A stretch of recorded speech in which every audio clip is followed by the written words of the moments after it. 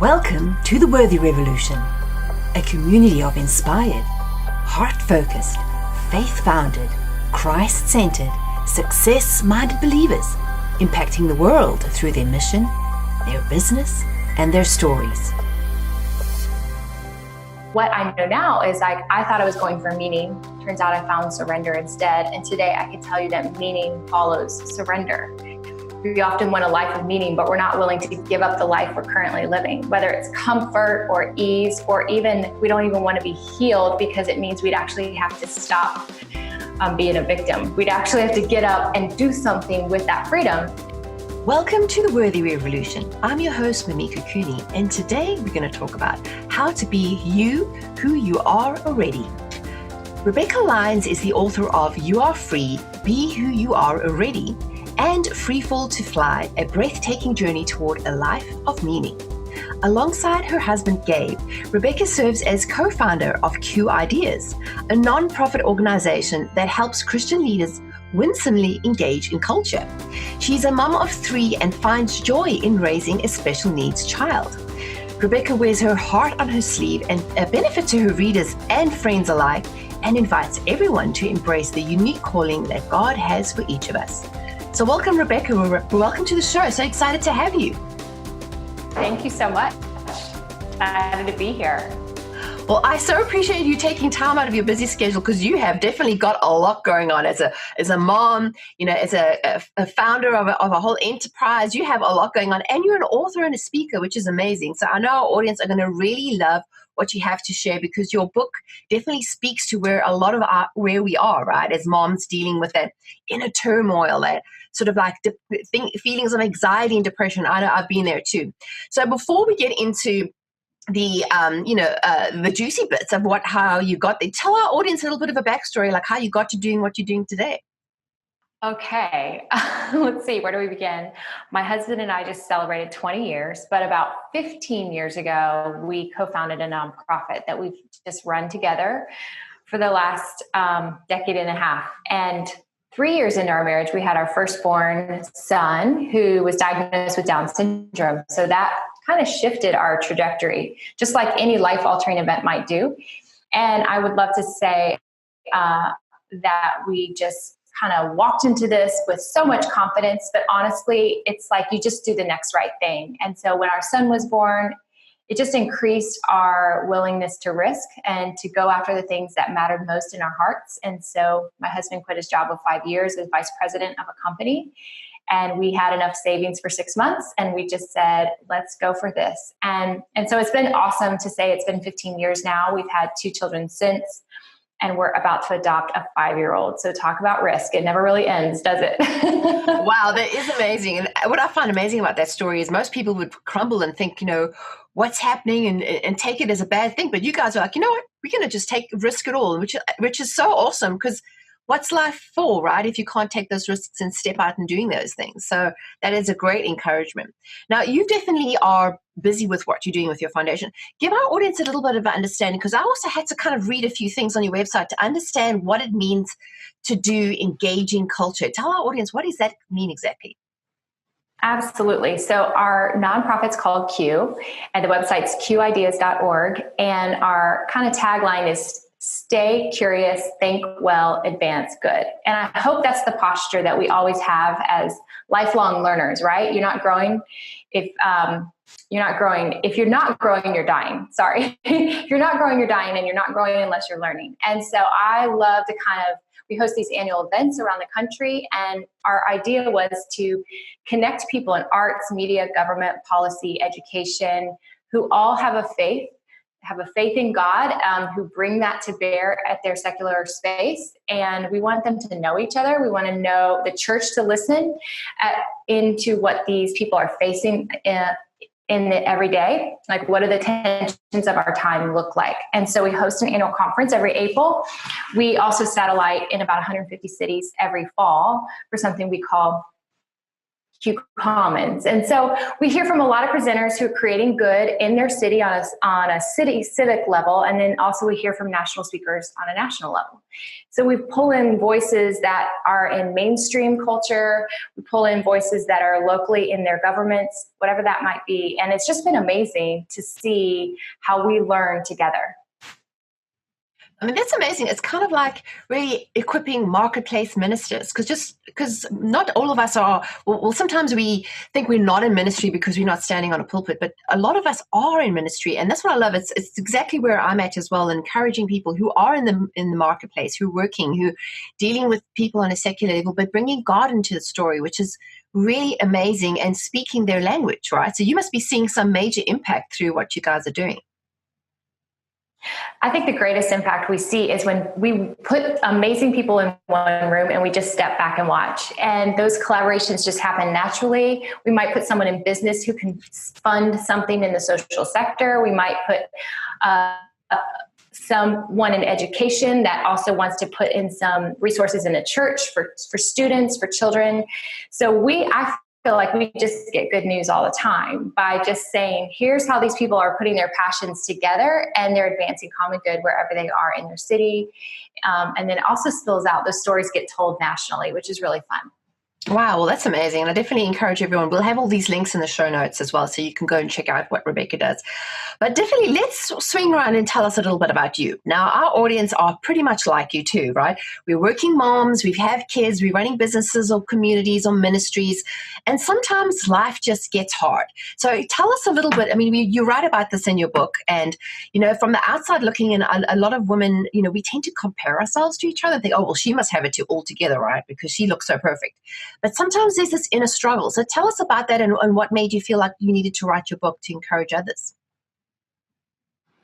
Well, because I didn't really, apart from being a partner with my husband and founding this nonprofit, I actually didn't do anything on my own. I was very much founding my kind of vocational role as his supporter, which meant wear a lot of hats in a startup, as you might know, which means I did accounting, and I'm horrible at accounting, and I had to do HR. And I remember when we were younger, I would literally quit my job pretty much every night in bed as we would argue about the day and all the things that I did not do well and that I hated doing. But I think there's a lesson in hard work, right?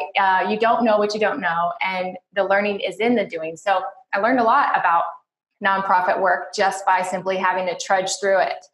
But I also knew that while I was Gabe's partner in this mission of this organization, that God had something unique for me alongside that might look that it complements that, but it's not in the center of that. And that took me literally 15 years to navigate, and only came out because of a place of pain that I walked through. And what you're probably referencing is we moved to Manhattan in 2010. So now we're 8 years out from that. But at that point, my youngest daughter was going to kindergarten. And so I had been home for a decade of diapers and Cheerios and poop. And this sense of kind of like quitting my workplace outside, because my oldest had special needs. He was up to 8 therapies a week. I was leading a team and I was not doing it well. And I felt like if I was going to fail at something, I needed to, it couldn't be at home. And so I just came home for a season, knowing that my heart was still, I grew up with a working mom. I love the work when it's the work that we were made to do. I think it does make us come alive. But I understand also there are seasons where we have to dial it back a bit. And for me, that became apparent. But when my daughter started school in kindergarten, we moved to Manhattan, and I think I'm going to start working again. And 4 months into that time, I have my first panic attack, and that continued for about a year and a half. And then I started to walk out a healing journey. And what I know now is I thought I was going for meaning. Turns out I found surrender instead. And today I can tell you that meaning follows surrender. We often want a life of meaning, but we're not willing to give up the life we're currently living, whether it's comfort or ease, or even we don't even want to be healed because it means we'd actually have to stop being a victim. We'd actually have to get up and do something with that freedom. And so God just took me there, and I never thought at the time that I would write or that I would speak publicly. That was just not at all on my radar. But God knew the talents he gave me in the womb, that those would surface again. And I would use those for the things that break my heart. And so now I can say that calling is where your talents and your burdens collide. And talents are the birthright gifts you get in the womb that God just puts there. They're effortless for you. When you're 8 and 9 and 10, you do them so much, you drive your parents crazy. You just don't even think about it. And so for me, I read 62 Nancy Drew books in 4th grade. I was called Becca Book. I was totally nerd. We didn't have a TV till I was in middle school. So I learned about life through the power of a written story. And then I know now that readers make writers, but I didn't take one single writing class in college. I just was always reading. And so when I came across this part of my storyline, so burden is the other part of calling. It's where it's informed by the story you've lived, the family you were born into, the things that broke your heart. And so for me, my story was that mental illness was part of in my family. I started to experience it. I also gave birth to a special needs son with an IQ in the 40s. So I'm like sandwiched between even generations in my own family that are struggling mentally. And then I've also been gifted with communication and writing that I just didn't even know I had. And so those two things kind of came together. And I believe that that's kind of the tip of the arrow for where our calling kind of comes. And so if burden's informed by the things that broke your heart, I think calling for a lot of women surfaces again when we walk through a season of pain and we come out on the other side and we're like, okay, I learned so much in that hard season. How can I help someone else who's walking through that same season right now? Well, that's very encouraging because it's and that's what I love about your story is that, you go through things, but you see them as tools. So like, we're not thinking of, oh, woe is me, this is what happened, how am I meant to cope? It's turning it around and flipping it and saying, okay, I went through this, but it's not about me. It's about how God's using me. And that is so encouraging. So what have you actually found now do you feel differently about the work that you do? Did you have a particular aha moment, or has this just been like sort of a step-by-step process that you've sort of learned these skills? Yes, I believe it was an unfolding, right? You take the next right step. And I remember I started having a word for the year in 2011 when all this shifted. And in 11, my word was rescue. And I felt like the Lord kind of pulled me out of pit of sadness, depression, despair, and just said, this is not the end of your story. You're not finished yet, girl. You're only in your 30s. So you need to not let this be the end. And I think that's where people get stuck. We see our current moment and we're like, this just must be the new normal. But that's despair. Despair is when we believe we can never actually change. But I believe despair is like the gateway to surrender. The moment we surrender all our fighting to kind of fix everything, God comes in and he's like, I can do this for you on your behalf. You don't have to do this. And not only do what the enemy intends for harm, I'm going to use it for good, right? I'm going to now give you a story you can't shut up about. And I'm going to open doors so that you can share those things. And so that's how it happened for me. It just kind of turned into a book proposal, which turned into a contract, and again, even then I never thought I would teach. I just thought, oh, this will be fun to write and kind of hide behind my laptop. And then I remember the first time I ever spoke. This is why I'm not the person who should be sharing these things, because I feel like I did everything wrong. But I stood up and I said, this is the first and last time I will ever speak publicly. I said that. And then I proceeded to cry for like a whole hour and like snot to the ground. It was so embarrassing. And I just thought, okay, seriously, what is happening? You got the wrong girl here. But God again used that moment to say, just stop being the one who's in charge of what you think you're doing and you're not doing. I'm going to make it clear. And so for the next several years, I had new words for every year. And a couple years later, the word was open. And I said, God, I won't push any door open, but whatever door you open, I will say yes, and I will walk through. And that's kind of honestly just been the posture from there till now. Most times I speak, I don't know where I'm going. It's just until we talk on the phone a week prior and I say, tell me about your people, tell me why you invited me, whatever that is. There's a real release. God might say tomorrow, like, you're done, and that's fine too, because I really don't ever want those things to be my attachments of identity. I don't want writing to be my attachment to identity. I don't want speaking. I don't even want my role as mother. My God says, first and foremost, I'm a daughter of God, who he entrusts with birthright gifts, who he calls out destiny over, but he's in charge of what that looks like. And I don't need to stress about it. I can just follow and say yes to whatever way he says go. So if he says, hey, now adoption's a part of your story, I'm like, okay, and I just want to live in a way of like, I think freedom is a slow and steady process of handing things over.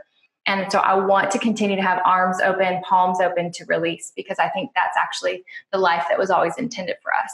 And it reminds me of that saying where, it says God, he qualifies the chosen. He doesn't choose the qualified. Like he qualifies us along the way. So even when we're out of our depth, which is great. I mean, I have a very similar story to you, and I sound like two sisters from another mother, because the same journey you've experienced, and you have those feelings of, well, God, why would you choose me? Like, I don't feel nearly enough equipped to do this. But at the same time, you graduated from the Control Freaks Anonymous club, and I've given up my membership to that because I realized trying to control everything just creates that anxiety and that stress, right? So looking back at your journey, what tips could you offer our audience, some actual practical steps that you took? Well, I think what matters most to God is a posture of heart. So if he qualifies the unqualified, then what he really wants is our willingness, and he wants our yes. He wants our obedience, because he knows where he's going to steer things is actually to the center of what we were made for, because he's the one who made us. And we're going to find the most joy in those things that he made us to do. When you're operating from a place of like, this is, and it hits you one moment, and you're like, oh, this is actually why I was created. There's no greater joy than that, because then you're like, yes, I would have not known this had I not done this, without any other plan on my own. And so that, I think, a willing heart, obedient heart, and then also I think doing the heart work of just saying, God, make sure this is not about me, but it's about you. But then practical things, obviously, take care of yourself, get good rest. Don't overcommit, eat well, get active. You want to be, as young as you physically can for your family and for the work. And so I do think there are real practical things that we just sometimes cannot neglect ever, as far as living this to the fullest in the way that we can. Well, those are really some great tips. And it just shows you that we're not alone. We're all going through this process of trying to navigate life, and then just kind of as we go around the bends, God shows us. And what I love about your story is you showing that really the ultimate thing is surrender and understanding that God knows us better than we know ourselves, and just taking that step. And that's so encouraging. So I got to say, that there's some really great tips you've offered us. If you had to narrow down in one, if it's possible, what takeaway tip would you offer everybody? I would just say, be honest. If you're struggling with narrowing the focus, maybe you have a lot of ideas and you think, well, I'm good at a lot of things. How do I know if this is a talent or a hobby? I would say narrow in on looking at the things that you just can't shake, that keep coming back. And I believe our calling or our purpose is attached to the things that require sacrifice, that require faith and risk, that might not make sense to everyone else, but something in your heart, like your countenance changes when you talk about it. You kind of come alive a little bit. You get crazy eyes. People can tell that that's the passion and a burden God's placed in you. And don't just ask the question, what am I supposed to do with my life? Ask the question, why? Why does it matter so much?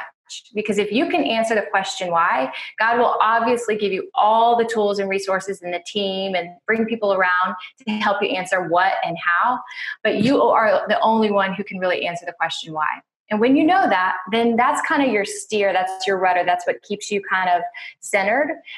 Then all these other things will help you navigate if you should say yes or should say no, because does it fall within those guidelines of why you do the work that you do? Well, that is some great. It's always like the why, right? Coming back to that is really encompasses everything, because if we don't have the right motivation, we can be chasing the wrong things and putting our effort into the wrong areas. So I got to say, I really appreciate all the information and your heart and sharing your story. It's really encouraging to our audience. Would you be willing to pray for our audience before we wrap up? Oh, absolutely. God, we love you. We thank you so much for the gift and the privilege it is to walk in vocation and call. We thank you that you are the one who begins our call. You're the one who invites us into something. And I pray for every woman that is hearing this, God, that whatever it is that you're prompting them, Lord, that it become evident whatever that next step looks like. I thank you for courage and for boldness. And I ask that you would go before us like you always do, that you would bring people around, and that you would build our faith and our ability to surrender and release to you in the process. We ask all this in Christ's name. Amen. Amen. Well, thank you for that. It's so encouraging. I love it when our guests pray for our audience, because I know they just love that encouragement, feeling like this coming directly from you. So before we wrap up, tell everybody, what's the best place they can get in touch with you and find you online?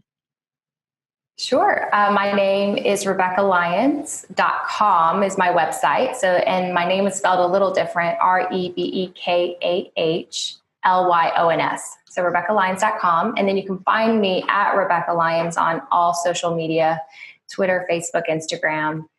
And then the latest book, You Are Free, is available on Amazon, Barnes & Noble, most places books are sold online, and in bookstores. So hopefully that would be a resource that would encourage you. Definitely. And we'll have all these notes, these links in the show notes. So definitely scroll below the video if you're watching now. You can get those links so you can get her book, and definitely leave reviews. I know as authors, we love reviews. We love to hear comments and feedback. So if you enjoyed what we shared in today's episode, make sure to share it with your friends. I'm sure you know somebody who could be encouraged by what Rebekah shared today.